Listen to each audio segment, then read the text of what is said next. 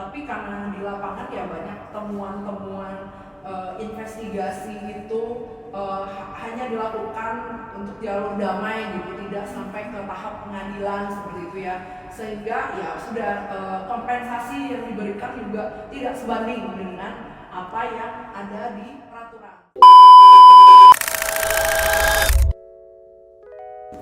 Halo Sobat Sehat, kembali lagi bersama saya Dina Hasanah dan rekan saya Reza Putra.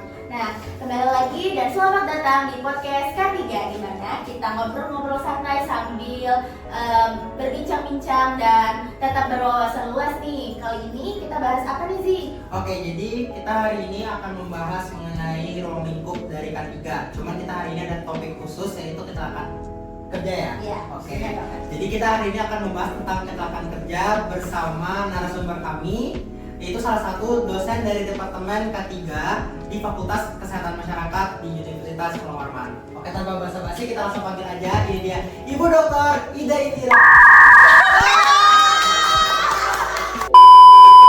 Oke, langsung aja. Ini dia Ibu Dr. Ida Ayu Indira Dwiqa Lestari, SKM MKKK. Oke, Ibu. Selamat datang, Ibu. Iya, selamat datang semuanya. Gimana kabarnya hari ini, Bu? Baik. Wah, ibu kita sibuk sekali kayak di hari Iya. ini. Ada jadwalnya. Oke. Jadi kita mau ngebahas apa hari ini, Bu? Nah, hari ini kan kita tema besarnya itu kecelakaan kerja nih. Kita kan juga lagi sibuk nih, mahasiswa semester 6, banyak tugasnya, mana lagi mendekati UAS nih, Bu. Nah, mungkin dari kecelakaan kerja ini kita banyak ngebahas, mengetahui data-data tentang kecelakaan kerja. Oke. Mungkin kita bisa mulai nih, Bu. Kita Ya. kan saat ini jadi mahasiswa tingkat akhir nih, Bu. Pasti erat kaitannya sama penyusunan skripsi nih, Bu kan. Kalau kita hari ini podcastnya semi-semi ilmiah, jadi kita mungkin kita bisa buka podcast hari ini dengan data nih, Bu. Kalau di skripsi kan di latar belakang ada data. Berat ya. Iya. Jadi kita di sini ngebuka podcastnya juga berdasarkan data. Oke, jadi Bu, berdasarkan riset kami, data dari Kemenaker ini di tahun 2024, data terakhir itu sebanyak 460.000 kasus kecelakaan kerja. Dibandingkan dengan data di tahun 2023 itu sebanyak 370.000 kasus kecelakaan kerja. Nah, di sini kita melihat lonjakan kasus hampir 100.000 nih, Bu, dalam 1 tahun. Kalau dari sudut pandang Ibu sebagai dosen di Departemen K3, bagaimanakah pendapat Ibu mengenai hal ini? Kalau kita berbicara tentang pengembangan ilmu nih, Bu, pasti makin tahun makin berkembang. Nah, apakah dari sini Ibu merasa penerapan K3 itu masih belum maksimal di setiap perusahaan? Oke, ini pertanyaannya menarik sekali ya. Nah, sebenarnya kalau menurut saya nih ya, pribadi, itu ada 2 sudut pandang. Nah, kita kalau melihat data itu tidak boleh hanya dari 1 sudut pandang. Kita misalnya melihat dari tahun 2023 ke 2024 ada kenaikan data, itu bisa 2 versi itu. Yang pertama, memang penerapannya yang kurang baik. Yang kedua, mungkin karena sekarang pengambilan data itu lebih mudah, nah, jadi teman-teman di lapangan itu lebih gampang menggrab data, sehingga dari yang tahun sebelumnya, ada nih kemungkinan bahwa tahun sebelumnya mungkin kecelakaan itu ditutup-tutupi. Nah, tetapi di era yang sekarang ini sudah banyak digitalisasi dan lain-lain, basis big data lebih banyak, sehingga kelihatannya bahwa data kecelakaan itu meningkat seperti itu. Tapi ya kita tidak bisa juga melihat dari sudut pandang yang itu saja. Nah, bisa jadi juga memang semakin tinggi adanya teknologi gitu membuat ada lagi risiko baru, ada lagi kecelakaan kerja. Jadi dia saling berhubungan. Seperti itu kalau saya menanggapinya ya. Jadi kita tidak bisa melihat secara bahwa dengan adanya peningkatan dari kecelakaan itu menjudge langsung bahwa kecelakaan itu merupakan buruk gitu ya, perilakunya kita masih buruk gitu. Tetapi bisa jadi itu adalah salah satu gerbang utama, data itu adalah gerbang utama kita melihat dari seperti apa di lapangan itu gitu, kurang lebihnya ya. Nah, kalau kita bicara teori gitu ya,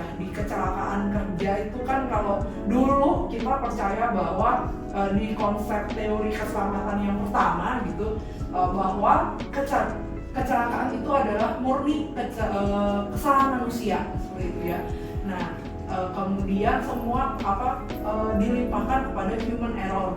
Tapi kemudian teori kecelakaan ini berkembang di Safety 2.0, bahwa kita tidak boleh serta-merta hanya menyalahkan dari manusianya saja. Nah, ini juga bisa jadi salah satu benang merah dari kenapa data sekarang kecelakaan jadi meningkat terus.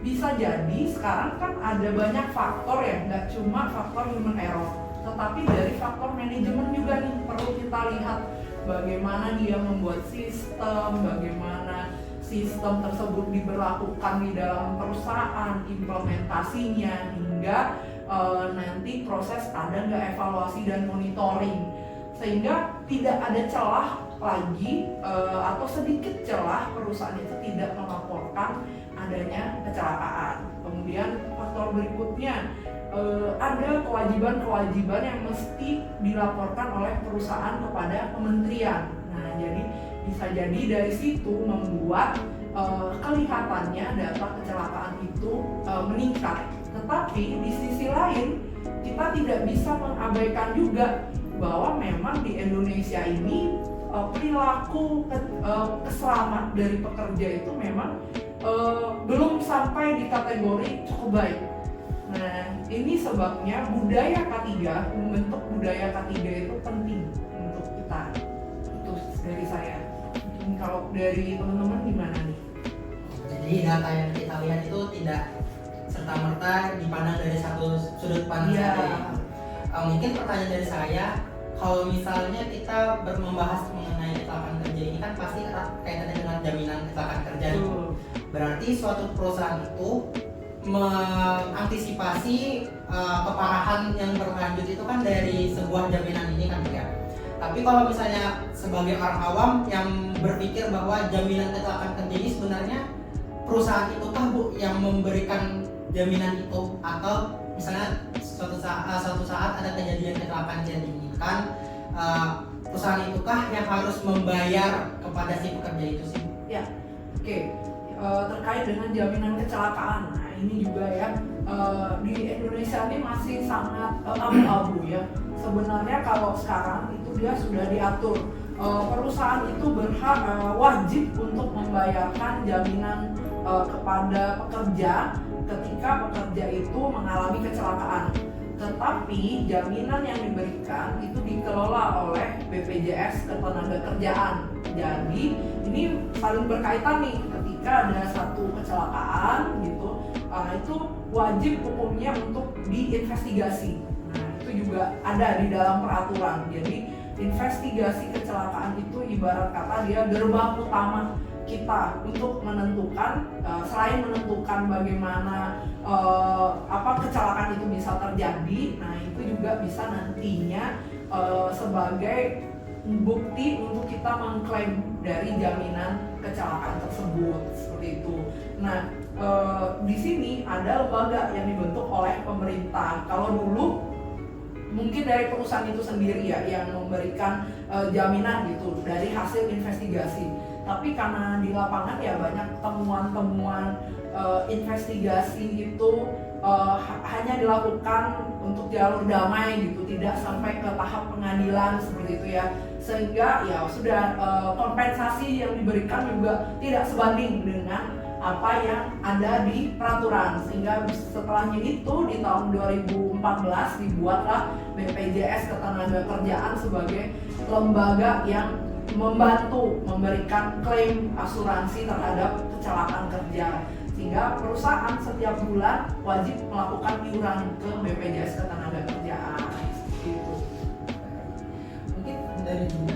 Nah, Ibu kan tadi udah nyebutin beberapa cara Ibu untuk mengatasi resiko-resiko dan perusahaan dari kecelakaan kerja yang ada di perusahaan. Nah, Ibu ini kan udah lama berkecimpung di dunia K3 ya Bu. Nah, dari pengalaman Ibu nih kan, pengalaman itu salah satu guru terbaik nih Bu.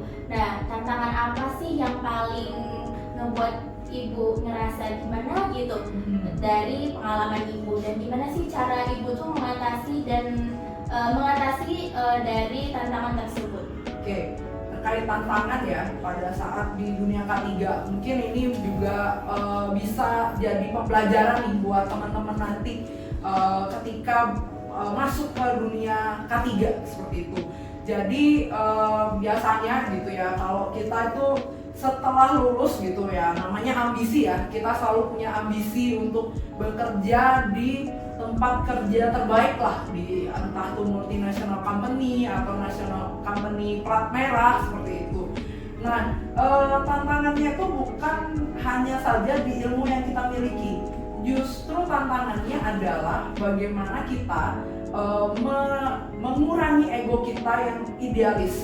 Nah itu, jadi kalau di dunia ya idealis itu perlu, tapi bagaimana kita dapat membaur sama pekerja, karena pekerja itu ibarat kata dia asetnya kita. Kan kita kalau nanti bekerja, kalau teman-teman di dunia K3 kan pastinya bekerjanya nanti inginnya linearnya adalah menjadi HSE atau di dunia K3 lah IHOH atau HSE gitu ya.